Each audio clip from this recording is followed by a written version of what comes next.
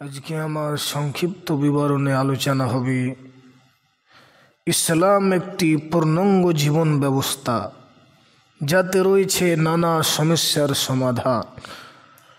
প্রত্যেক জিনিসের সমাধান আপনি ইসলামের মধ্যে পেয়ে যাবেন।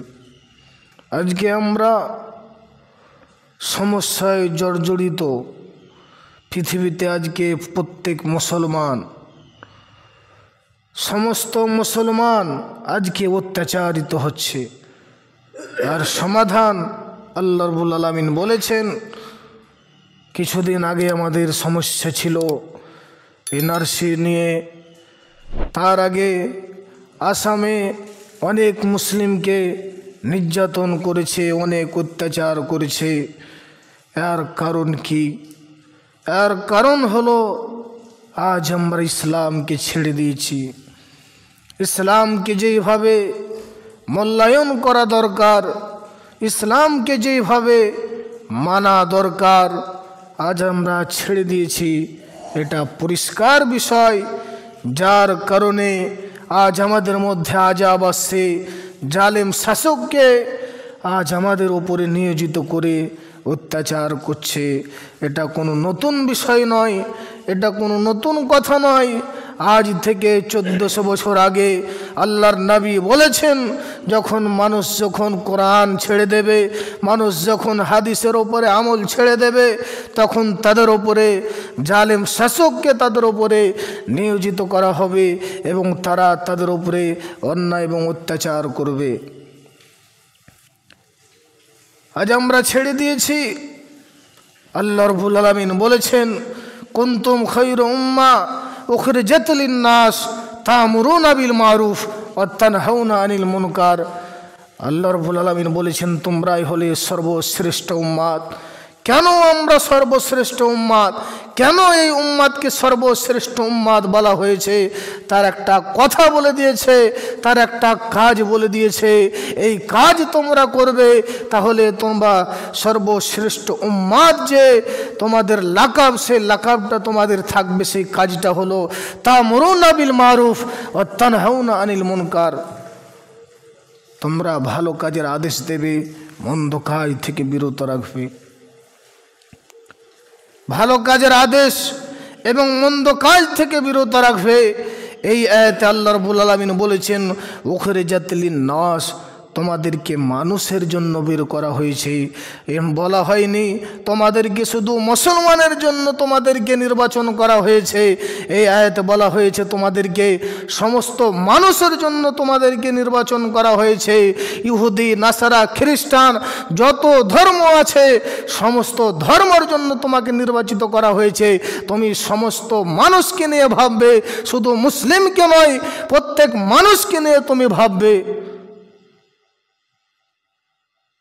প্রত্যেক মানুষকে নিয়ে ভাবতে হবে। আজ আমরা মনে করছি শুধু যদি আমরা নিজে আমল করি তাহলে আমরা বেঁচে যাব।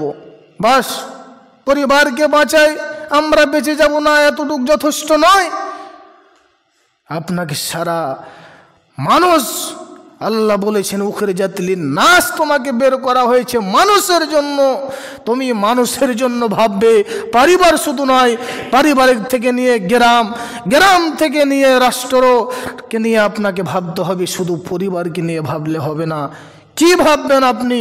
আপনি কিসের জন্য কাজ করছেন, কিসের জন্য সালাত আদায় করছেন, কিসের জন্য আপনি নামাজ পড়ছেন, এই ভাবনাটা আপনাকে প্রত্যেক মানুষের জন্য আপনাকে ভাবতে হবে।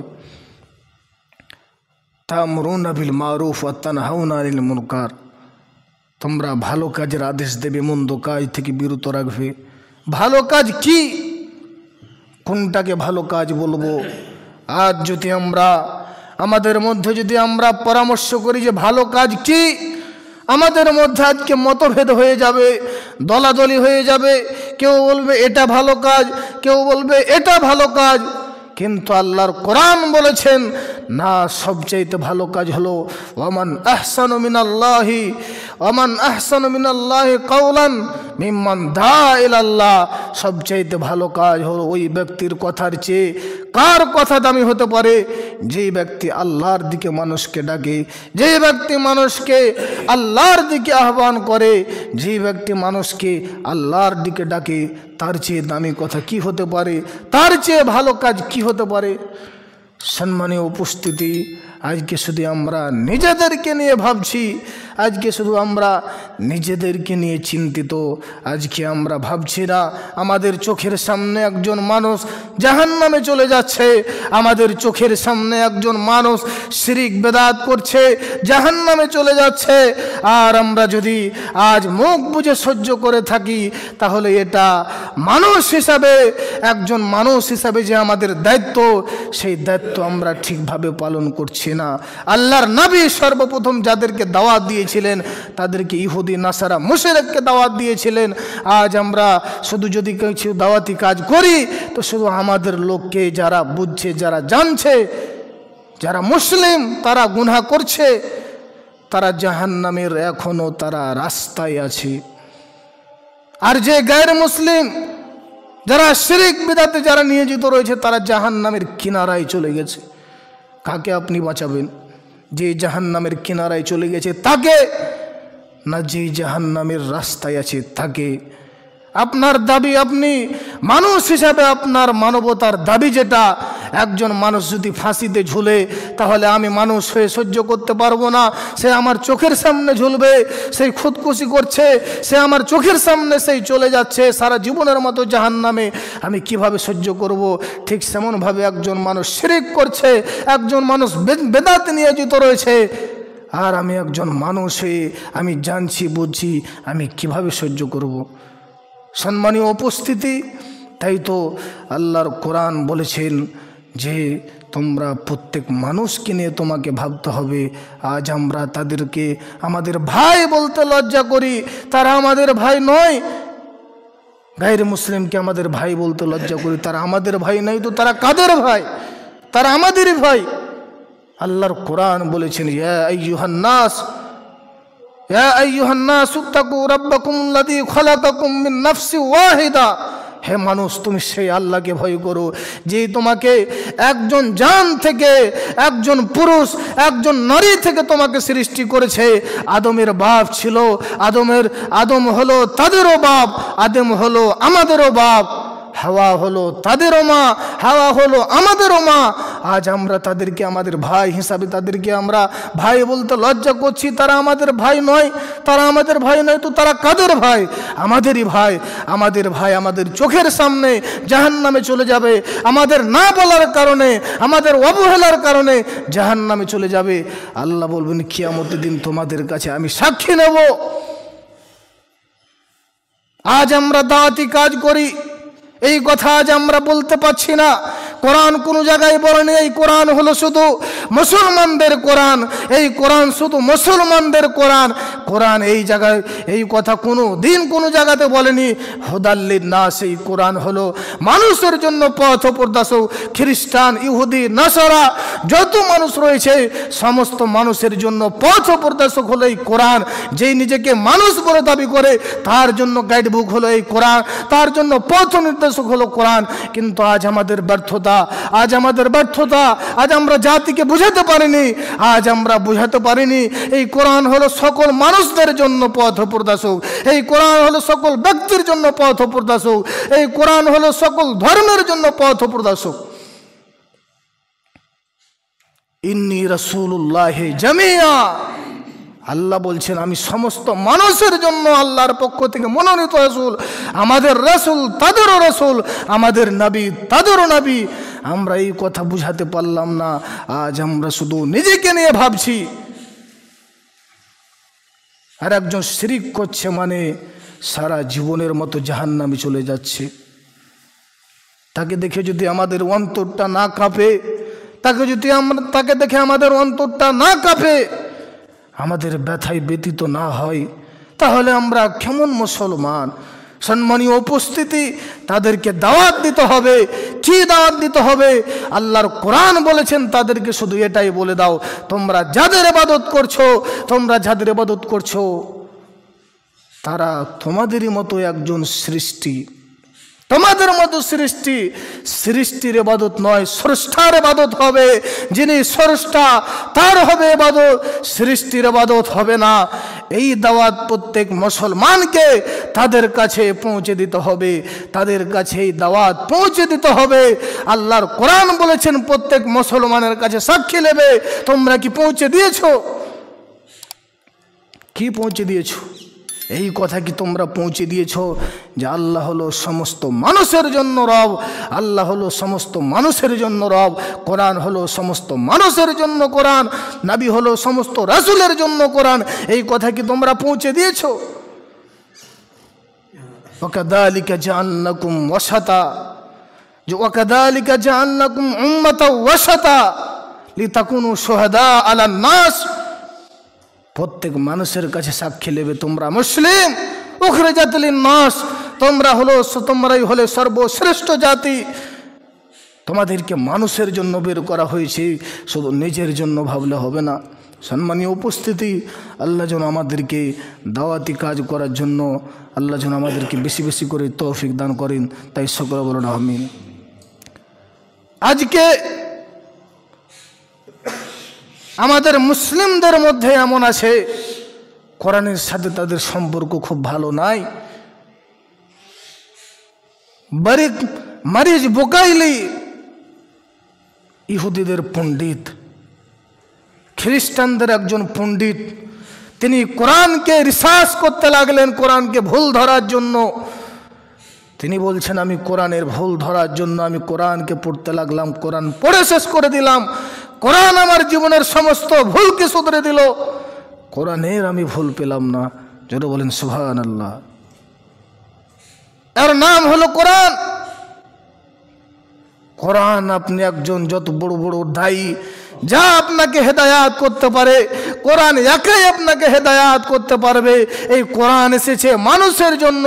বড় বড় দায়ী যত না মানুষকে হেদায়াত করতে পারে, কোরআন একাই শত শত মানুষকে হেদায়াত দিতে পারে।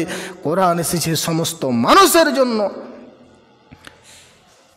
সম্মানীয় উপস্থিতি, আল্লাহ বলছে ইন তানসুরুল্লাহ ইয়ানসুরুকুম ওয়া ইসাব্বিত আকদামাকুম। হে মানুষ, ইন তানসুরুল্লাহ ইয়ানসুরুকুম, তুমি যদি আল্লাহর দ্বীনকে তুমি আম করে দাও, তুমি যদি আল্লাহর দ্বীনের জন্য কাজ করো, তুমি যদি আল্লাহর দ্বীনের জন্য কাজ করে আসতে পারো, কাজ করো, তাহলে আমি তোমাকে দুনিয়াতে সুপ্রতিষ্ঠিত করব, তোমাকে দুনিয়াতে ক্ষমতা দেব, তোমাকে দুনিয়াতে মর্যাদা দেব। আল্লাহর ওয়াদা। আল্লাহ বলেছে ইন তানসুরুল্লাহ ইয়ানসুরুকুম ওয়া ইসাব্বিত আকদামাকুম। তুমি যদি আমার দ্বীনের সাহায্য করো, তুমি যদি আমার দ্বীনকে বিজয় করো, তুমি যদি আমার দ্বীনকে আম করে দাও, দ্বীনের দাওয়াতির কাজ করে যাও, সবাই যদি এই কাজ করে, আল্লাহ বলছে আমি তোমাদেরকে সুপ্রতিষ্ঠিত করব, তোমাদেরকে ক্ষমতা দেব, তোমাদেরকে মর্যাদা দেব। ইতিহাস খুলে দেখুন, এমন একটা সময় ছিল যে সময় একজনও কেউ ছিল না, আল্লাহর নবী একাই জিহাদ করে সমস্ত মানুষকে অমানুষকে সোনার মতো মানুষ করে দিয়েছিলেন। যেই ইমানে, যেই গতিতে, যেই ইমানে হাজার হাজার সোনার, হাজার হাজার অমানুষকে সোনার মতো মানুষ করে দিয়েছে, সেই রকম ইমান লাগবে। এই ইমানে হবে না, আন্দোলন করে হবে না। যে ইমান নিয়ে আল্লাহর রাসূল সোনার মতো মানুষ করে দিয়েছিলেন কিছু সময়ের ব্যবধানে, সেই ইমানের দরকার। মসজিদে টাইলস হয়েছে, হাজার হাজার মসজিদ খুব সুন্দর হয়েছে, মসজিদে কোনো মুসাল্লি নেই। হাজার হাজার মসজিদ দেখেছি, ফজর নামাজে মাত্র ৩-৪টা মুসাল্লি। কেন? আমাদের দাওয়াতি কাজের অভাব, আমাদের দাওয়াতি কাজের অভাব। আমরা প্রত্যেকেই ভাবছি শুধু আমরা নিজেই ভালো কাজ করলে হয়ে যাবে না, নিজে ভালো কাজ করলে হবে না। আল্লাহর কোরআন বলেছেন কুনতুম খায়রা উম্মাহ উখরিজাত লিন-নাস, তোমরাই হলে সর্বশ্রেষ্ঠ উম্মত, তোমাকে সমস্ত মানুষের জন্য বের করা হয়েছে, তুমি সমস্ত মানুষের জন্য তুমি চিন্তা করবে কি করে আমি জান্নাতে, আমি যেটা আমার জন্য ভাবছি সেটা আমার গায়ের মুসলিম ভাইয়ের জন্য ভাবতে হবে।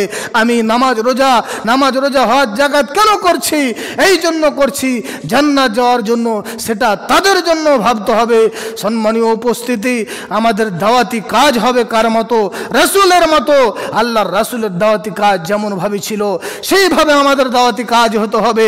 আল্লাহর রাসূলের প্রধান দাওয়াতি কাজ ছিল গায়ের মুসলিমদের কাছে, আল্লাহ রাসূলের প্রধান দাওয়াতি কাজ ছিল। আমরা কি আজ তা করি না? আজ শুধু আমরা নিজেকে নিয়েই ভাবছি। আল্লাহ রাসূল চলে গেছে, দাওয়াতি কাজ করবে কে করবে? আমরা নামাজ পড়ি রাসূলের নীতিতে, রোজা রাখি রাসূলের নীতিতে, প্রত্যেক জিনিস রাসূলের নীতিতে করি। দাওয়াতি কাজটাও করতে হবে রাসূলের নীতিতে, আমরা রাসূলের তাবে দাবি করছি, আমরা রাসূলের অনুসারী। আল্লাহ রাসূল বলেছেন কুল হাজি, আল্লাহ রাব্বুল আলামিন বলেছেন কুল হাজি সাবিলি আদু ইলাল্লাহি আলা বাসিরাতিন আনা ওয়া মান তাবানি। আল্লাহ রাব্বুল আলামিন বলেছে, হে রাসূল বলে দাও এটা আমার পথ, আমি মানুষকে আল্লাহর দিকে ডাক দিই, মানুষকে আমি আল্লাহর দিকে ডাকি। শুধু আমি নয়, যারা আমার অনুসারী, অতএব প্রত্যেক অনুসারীকে, যারা রাসূলের অনুসারী হতে চায়, রাসূলের তাবে হতে চায়, তাদেরকে দাওয়াতি কাজে আঞ্জাম দিতে হবে। সেইভাবে দাওয়াতি কাজ করতে হবে যেইভাবে আল্লাহর রাসূল দাওয়াতি কাজ করেছেন। সম্মানীয় উপস্থিতি, বলতেছিলাম আল্লাহর রাসূলের প্রধান দাওয়াতি কাজ ছিল গায়ের মুসলিমদেরকে। গোটা পৃথিবীতে আজকে প্রত্যেক গায়ের মুসলিম আজকে তাদের চেষ্টা চালিয়ে যাচ্ছে কি করে অমুসলিমকে মুসলমান করা যায়। আজ আমরা শুধু তাদের ষড়যন্ত্রতে আমরা আজকে শিকার হয়ে গেছি, তাদের ষড়যন্ত্রতে আজকে আমাদের মুসলিমদের যুবক তাদের ষড়যন্ত্রের শিকার হয়ে পড়েছে।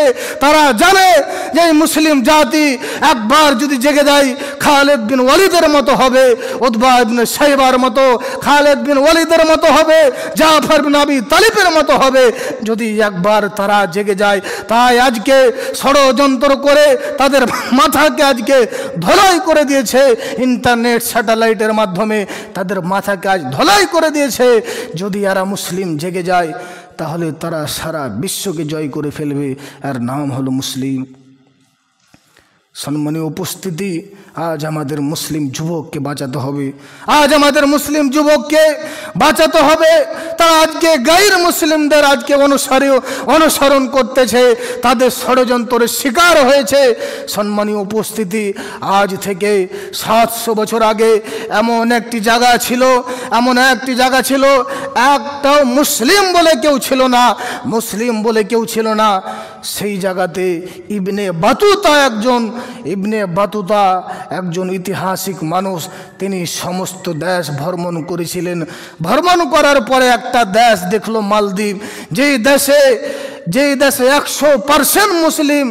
তিনি ভাবলেন এখানে তো কোনো দায়ী আসেনি, দিন প্রচারক আসেনি, এইভাবে কেমন করে 100 ভাগ মুসলিম হলো। সেখানকার মানুষকে জিজ্ঞাসা করলেন, বলেন তো 100 ভাগ মুসলিম কিভাবে হয়ে গেল 100% মুসলিম, তার ইতিহাস কি? তিনি হৃদয় বিদারক বেদনাদায়ক ঘটনা উল্লেখ করলেন। হৃদয় বিদারক বেদনাদায়ক ঘটনা কি? ঘটনা উল্লেখ করলেন একজন আরব যুবক, 12 বছরের যুবকেরা ইসলামকে বিজয় করেছে। ইসলামকে বিজয় করেছে, ইসলামকে এগিয়ে নিয়ে গেছে এই যুবক। আজ আমাদের যুবককে ধলাই করেছে গায়ের মুসলিম ইহুদিদের দল, তাদের ষড়যন্ত্রের মাধ্যমে মুসলিমদের মাথাকে আজকে ধলাই করেছে। সেই আরব যুবক, 12 বছরের আরব যুবক, ঘটনাটি একটু ভালো করে শুনবেন। 12 বছরের আরব যুবক, তিনি জাহাজে যাচ্ছিলেন। যেতে যেতে জাহাজ ডুবে শেষ হয়ে গেল। একজনাই বেঁচে ছিলেন, তার নাম হলো বারাকা, আবুল বারাকা। তিনি কোনো রকম বেঁচে একটা জায়গায় স্থান নিয়েছিলেন, সেটারই নাম হলো মালদ্বীপ। সেই জায়গাতে যে একটা বাড়িতে অবস্থান করলেন, নতুন জায়গা, কেউ নাই, কোথায় থাকবে, কি করবে, তিনি চিন্তিত হয়ে গেলেন।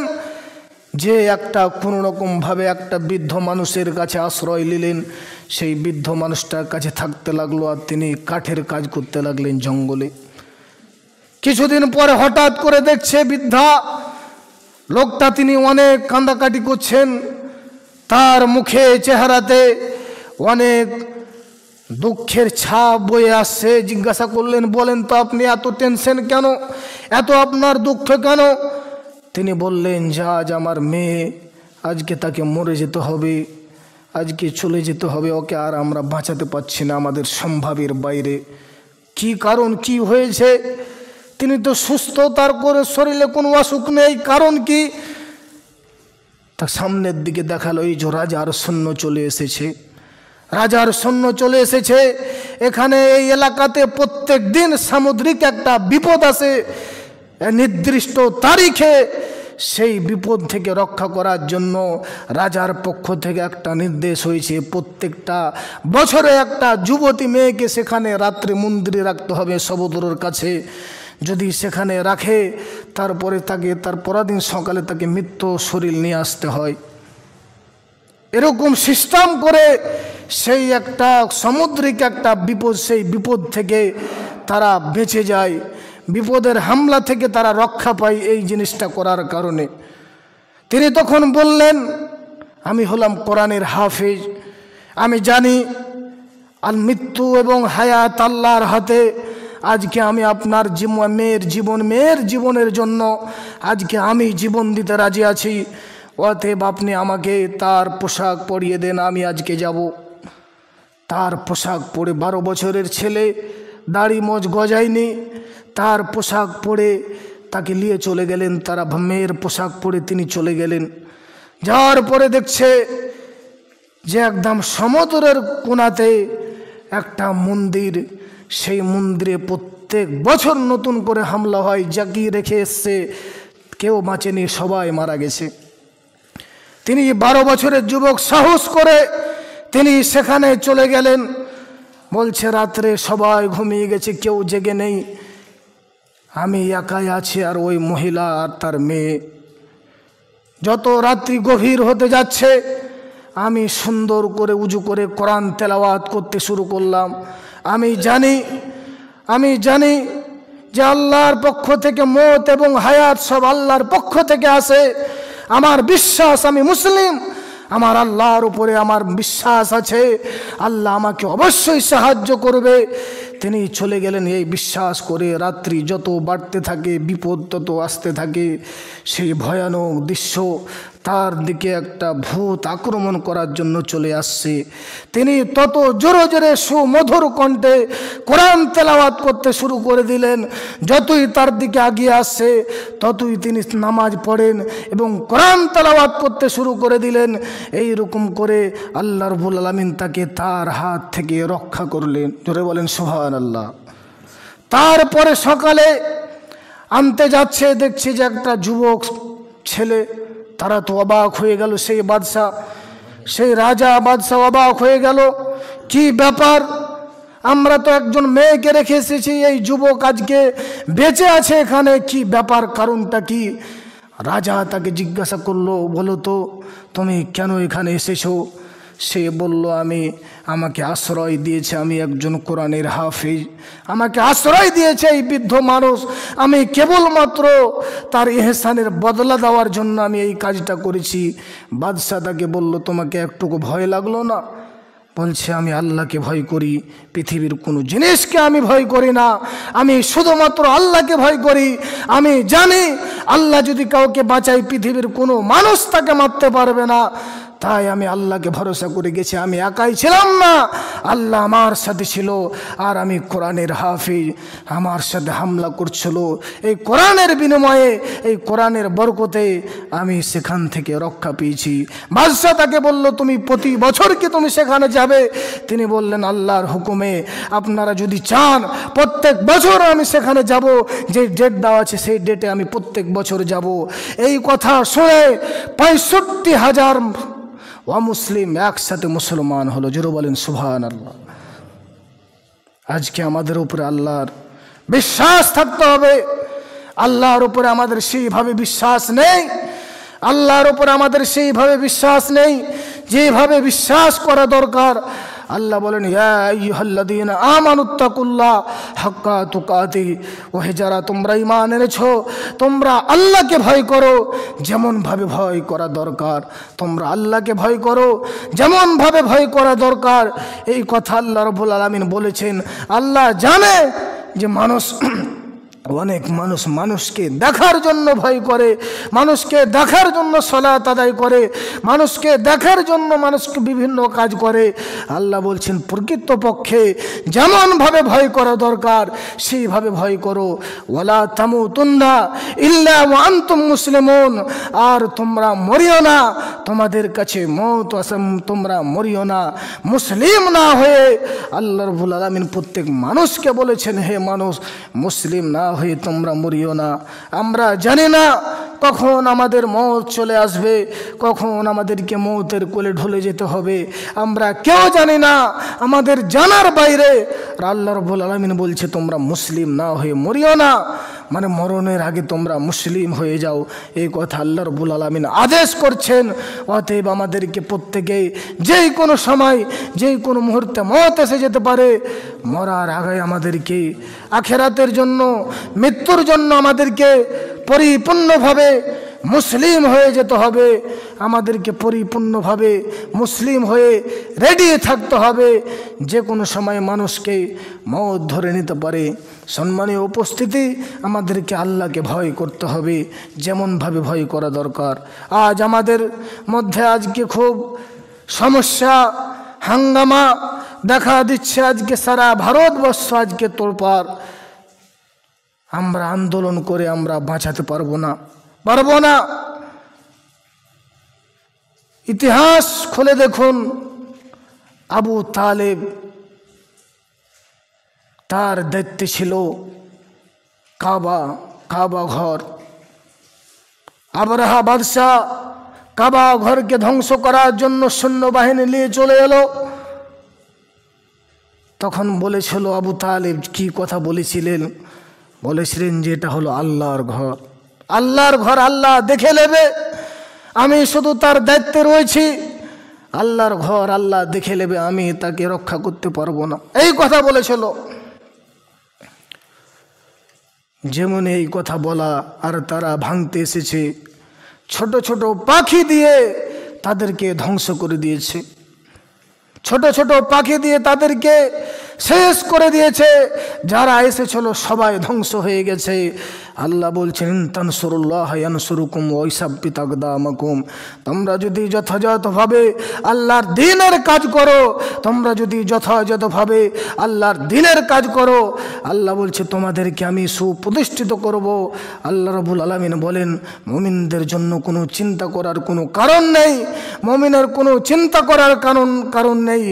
আল্লাহর নবী বলেছেন হাদিসে কুদসি, ইস্তানতা ফাস্তাইন বিল্লাহ, যখন তোমরা সাহায্য চাবে তখন তোমরা আল্লাহর কাছে সাহায্য চাবে।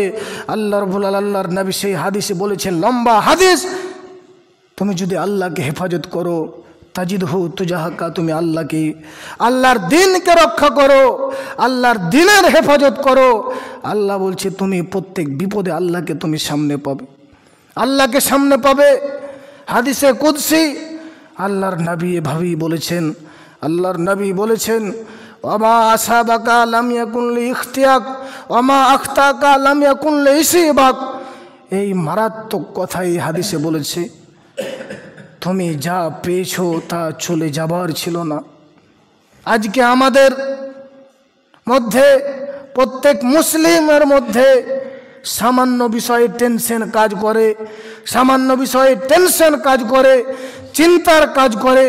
মুমিনের কোনো টেনশনই নেই, মুমিনের কোনো চিন্তা নেই, মুমিনের কোনো দুঃখ করার কারণও নেই। এই আয়াতে আল্লাহ রাব্বুল আলামিন, আল্লাহর নবী বলেছেন এই আয়াতে, ওয়ামা আসাবাকা লাম ইয়াকুন লিইখতিয়াক ওয়ামা আখতাকা লাম ইয়াকুন লিইসিবাক। তুমি যা পেয়েছো সেটা তোমার চলে যাওয়ার ছিল না, যেটা তুমি পেয়েছো সেটা তুমি পাবেই, আর যেটা তোমার কাছ থেকে চলে গেছে সেটা অন্য কারো ছিল না। তোমার আজকে 1 লাখ টাকা হারিয়ে গেছে, এই টাকা তোমার নয়, এটা তোমার পাওয়ারই ছিল না, তাই তোমার গেছে। এই বিশ্বাস যদি রাখতে পারে, এই বিশ্বাস যদি রাখতে পারে, মুমিনের কোনোদিন টেনশন হবে না। একজন প্রকৃতপক্ষে মুমিন যে, তার কোনোদিন টেনশন হবে না, তার কোনোদিন দুঃখ হবে না, তার কোনোদিন চিন্তা হবে না। আর যদি আমরা প্রকৃতপক্ষে মুমিন হতে পারি, ইনশাআল্লাহ আমাদের জয় হবে ইনশাআল্লাহ। যারা আজকে ইসলামের বিরোধিতা করছে, যারা আজকে ইসলামের দুশ্মনী করছে, তারা ধ্বংস হয়ে যাবে। আর সময় বেশি দেরি নেই, তাদেরকে সেই রকম করে ধ্বংস করবে যেভাবে ধ্বংস করেছে আবরাহা বাদশার দলবল সৈন্যবাহিনীকে, যেভাবে ধ্বংস করেছে সেইভাবে তাদেরকেও ধ্বংস করবে। সম্মানীয় উপস্থিতি, আল্লাহর মুসা সাল্লামের যুগে যখন মানুষ ছোট্ট বাচ্চাকে, যখন ছোট বাচ্চাকে ঈদুল আজহার মতো জবাই করে দিত, শুধু তাই নয়, মুসা সাল্লামের জাদু যারা বিরোধিতা করে, যাদের বিপক্ষে যাদেরকে নিয়ে এসেছিল, তারা তার আশ্চর্য মুজিজা দেখে তারা ইসলাম গ্রহণ করেছিল। তাদেরকে ফেরাউন বলল, তোমাদেরকে আজকে শুলি দিয়ে জবাই করব, তোমাদেরকে শুলি দিয়ে জবাই করব। তখন তারা বলল, আমানতু বিল্লাহি রব্বি হারুন ওয়া রব্বি মুসা, আমি ঈমান এনেছি আমরা মুসার রবের উপরে, আমরা ঈমান এনেছি হারুনের রবের উপরে। তখন দেখছে হাজার হাজার মানুষকে তার চোখের সামনে জবাই করে দিচ্ছে, অন্যায় অত্যাচার চলছে তাদের সামনে। তখন বলেছিলেন, রব্বানা আফরিগ আলাইনা ওয়া সাব্বিত আকদামানা, হে আল্লাহ তুমি আমাদেরকে সবর করার তৌফিক দাও, হে আল্লাহ তুমি আমাদেরকে ধৈর্য ধারণ করার তৌফিক দাও, হে আল্লাহ আমাদেরকে ধৈর্য ধারণ করার তৌফিক দাও। হাজার হাজার মানুষকে এভাবে শুলিয়ে দিয়ে তিনি জবাই করে দিয়েছিলেন, শুলিয়ে দিয়ে শেষ করে দিয়েছিলেন। সেই সময় কিছু মানুষ ঈমান নিয়ে বেঁচেছিলেন, তখন বলেছিলেন আমরা কি করব।